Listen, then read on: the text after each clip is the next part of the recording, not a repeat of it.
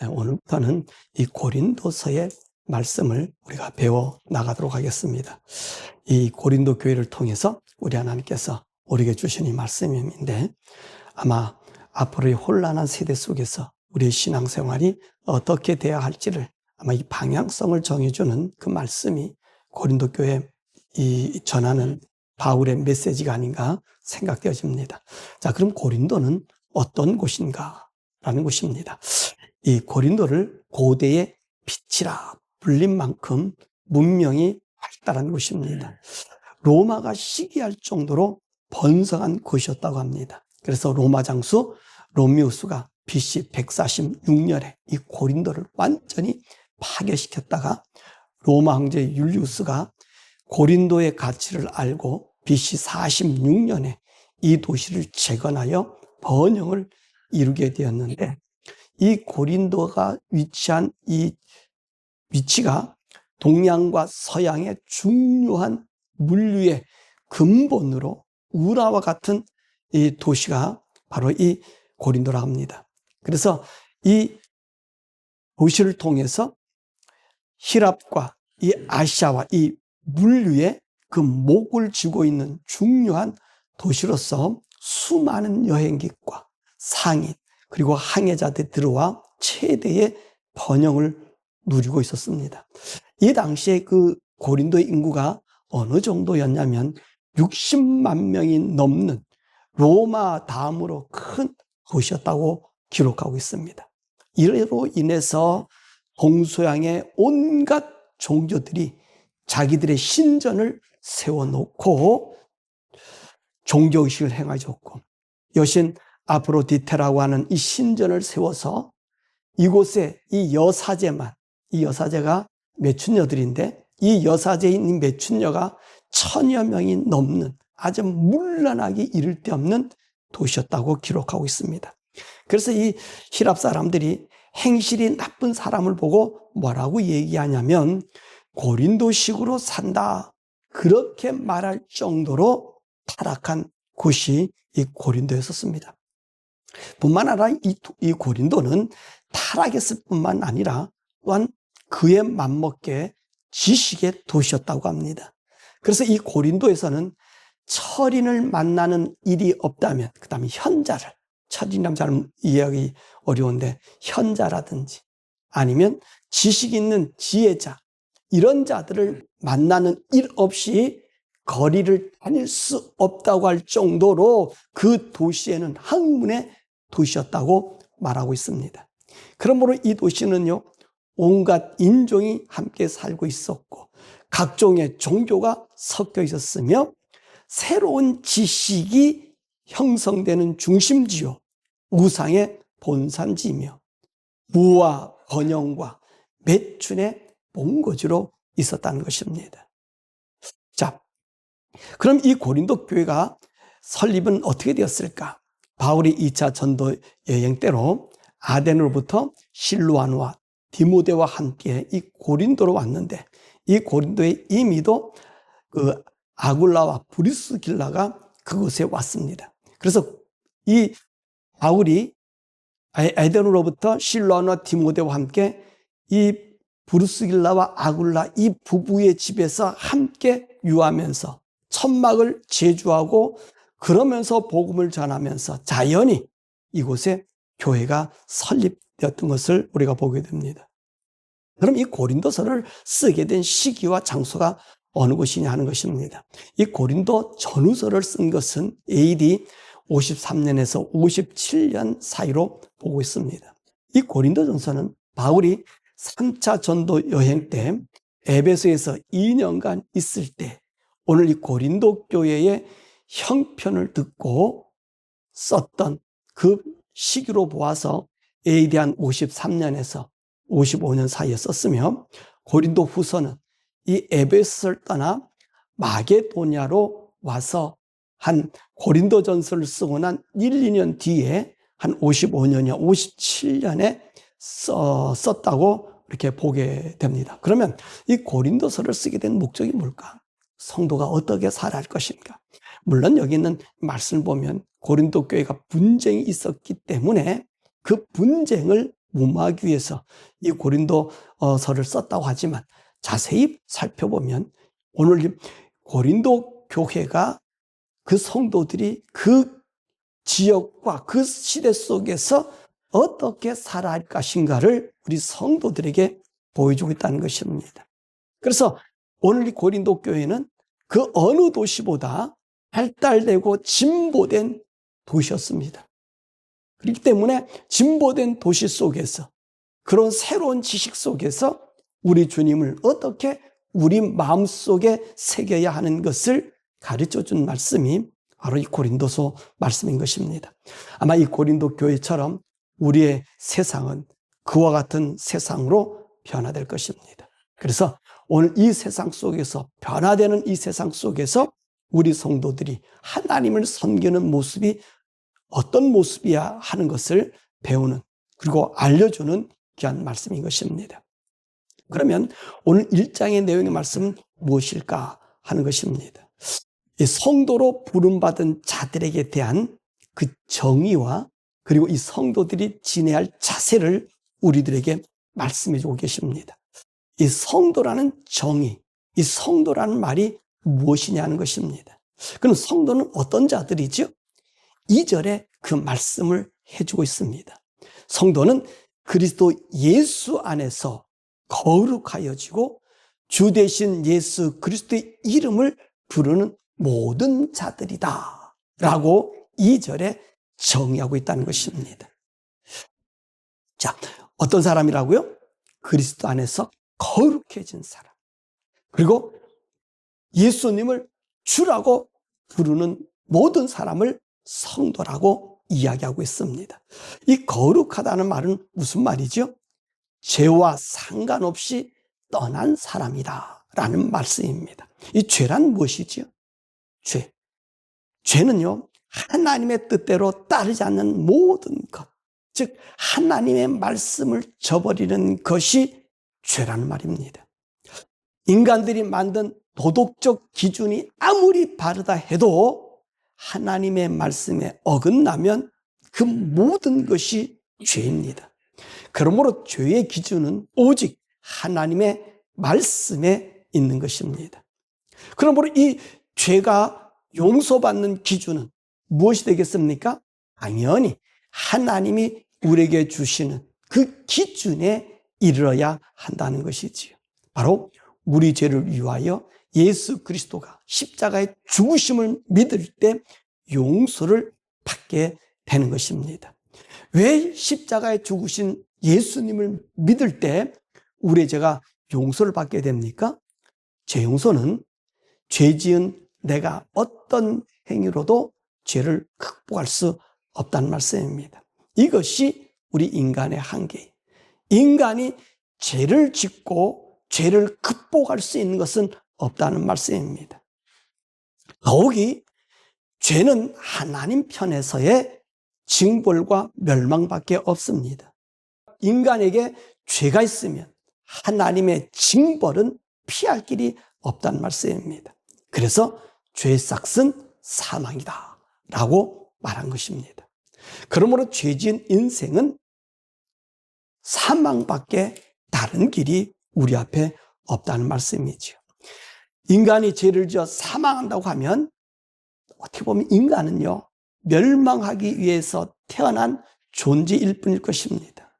더 근본적인 문제는 우리가 멸망할 밖에 없는 인생인데 이 인생이 인간이 하나님의 형상으로 지음 받았어 영원히 죽는 존재가 아니라 영원히 살아있는 존재라는 것입니다.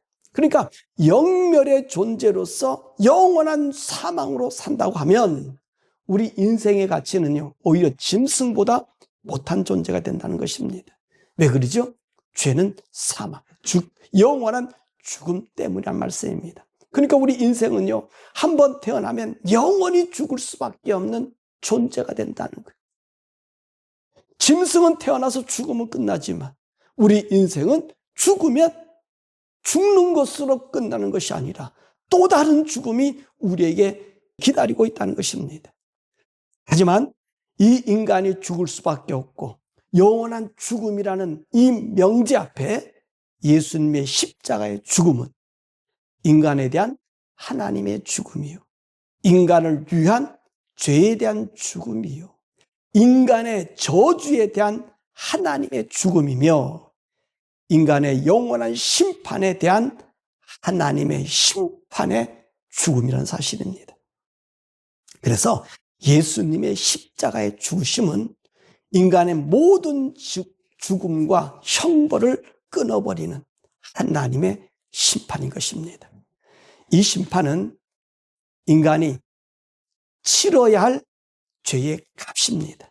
이 값을 예수님이 십자가에서 대신하여 주셨기 때문에 이 예수님의 십자가의 죽으심이 나를 위한 죽음임을 알고 믿고 고백할 때 우리의 죄라고 하는 짐이 떨어지고 이 죄와 관련된 모든 행위와 악이 없어져서 죄 없는 사람이라고 하나님이 인정해 주시기 때문인 것입니다.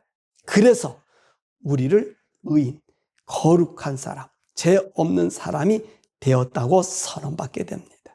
그래서 예수를 믿으면 하나님께서 예수님을 통해서 죄를 심판해버리고 죄를 없애버리고 죄 있는 자가 죄 없는 자라고 하나님이 인정해 주시기 때문에 그래서 예수 믿는 사람을 성도라고 불려지게 되는 것입니다.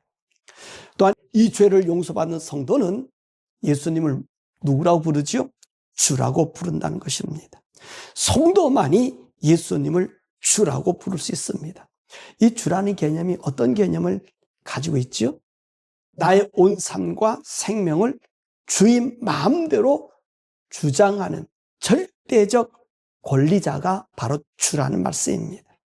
우리가 예수님을 주라고 부를 때 우리가 알아야 할 일이 있다는 것입니다.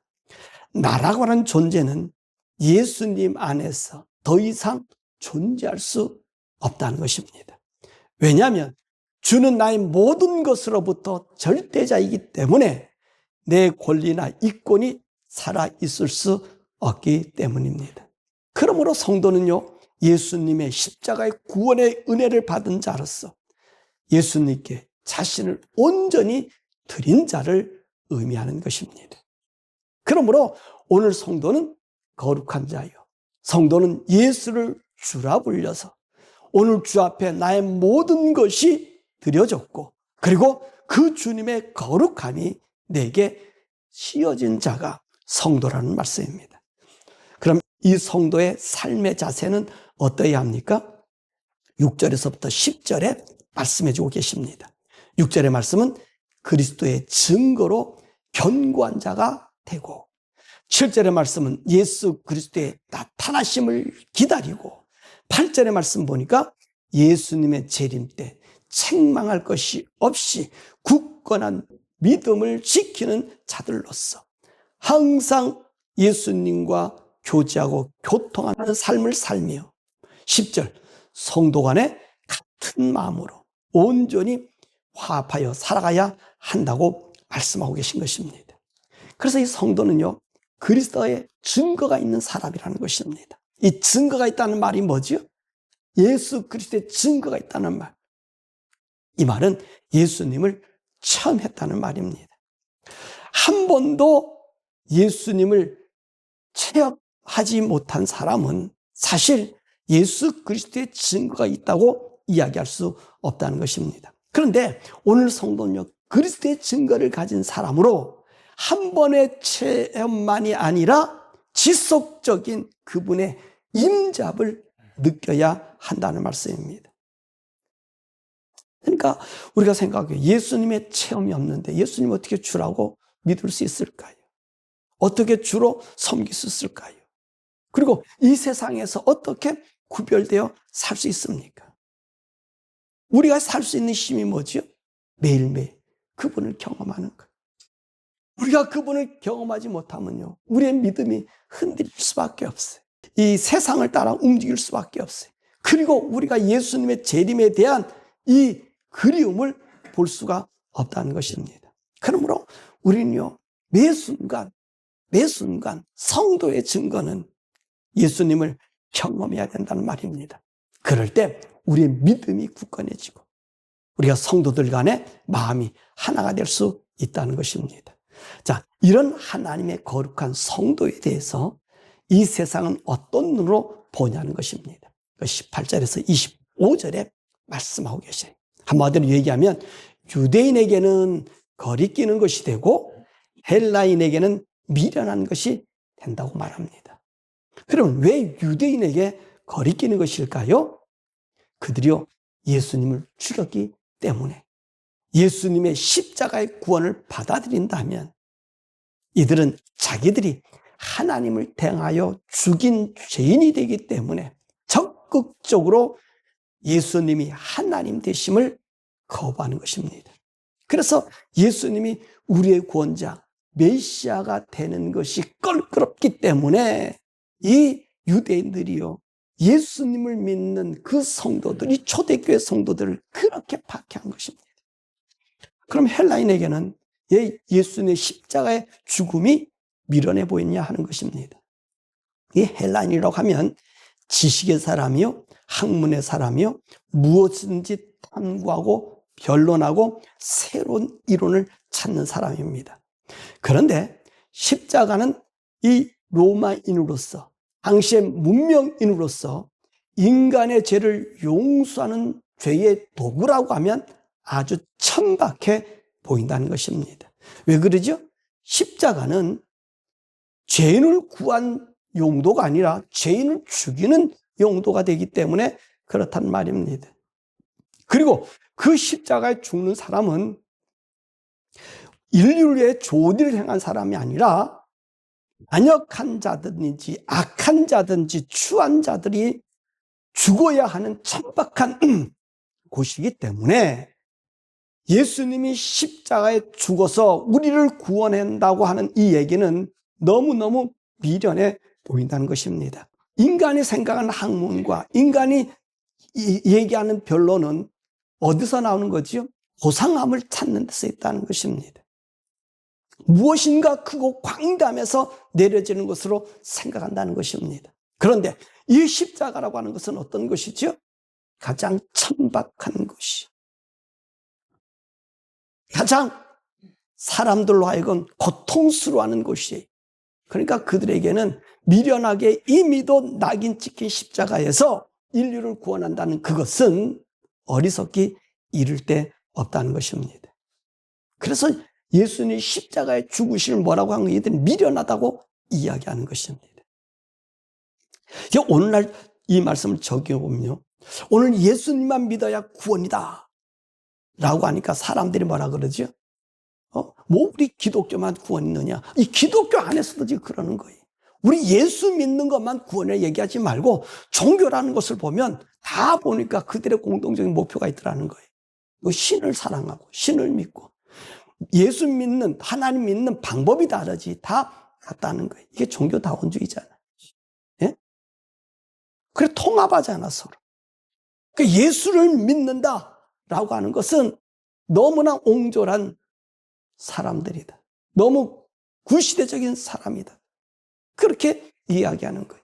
그래서 모든 종교, 예수가 구현했던, 그렇잖아. 성경에도 좋은 말씀이 있고 그들도 좋은 말씀이 있는데 다 똑같다는 거예요. 그 사람들 형편에 맞게 믿게 하기 위해서 각 종교가 생겼다고 보는 거지. 종교다원주의. 그러니까 이런 사람들에게 예수님만을 구원이라고 고집하다면 어리석다고 이야기하는 것입니다. 그러니까 한국에서는 어떤 일이 생겨요? 중들이 와서 교회에서 강연하고요. 교인들 앞에서. 또 목사들이 가서 또 불자들 앞에 가서 예수 얘기하고 우리는 종교가 하나라고 이야기하는 거예요. 왜? 예수만이 구원을 고집하는 것은 시대상으로 맞지 않다는 거예요. 어리석다는 것입니다. 뿐만 아니라 과학 문명의 발달로 하나님의 능력의 저하가 나타난다는 겁니다. 하나님의 능력으로 우리가 살자라고 얘기하면 이거는 그 옛날 사람들의 사고방식, 무식한 사람들의 사고방식이라고 비웃는다는 것입니다. 지금이 과학이 얼마나 발달됐는데 못할 것 없는 이 세상에 살고 있는데 하나님만 할 이유가 있느냐? 하나님만 의지하는 것이 다냐? 라고 이렇게 본다는 것입니다. 그러니까 미련한 예수쟁이라고 얘기하는 거지. 하지만 성도는 그것을 두려워해서는 우리의 믿음을 지킬 수 없으며 예수님을 주라고 부를 수 없습니다. 예전이나 지금도 그리고 앞으로도 예수님의 복음은 사람들로 인하여 조롱을 받게 될 것이고 초대교회와 같은 순환을 받게 될 것입니다. 그렇다고 우리의 믿음을 세상에 팔아버릴 수 없는 것입니다. 그러면 왜 하나님은 이 예수님의 십자가로 인생들에게 구원의 길을 여셨느냐 하는 것입니다. 26절에서부터 31절의 말씀이 세상의 지혜나 학벌이나 권력으로 구원을 얻는다고 하면 과연 몇 명이나 구원을 받을 수 있을까요? 만약 그렇게 된다면 아마도 이 세상은 또 다른 악의 집단이 될 것입니다. 더 많은 돈을 벌기 위해, 지식을 얻기 위해, 더 많은 영토를 차지하기 위해 수많은 거짓말을 해야 되고 사람들을 이용하고 빼앗는 일이 있으며 그곳엔 또 다른 시기와 질투와 거짓과 그리고 전쟁이 쉬지 않을 것입니다.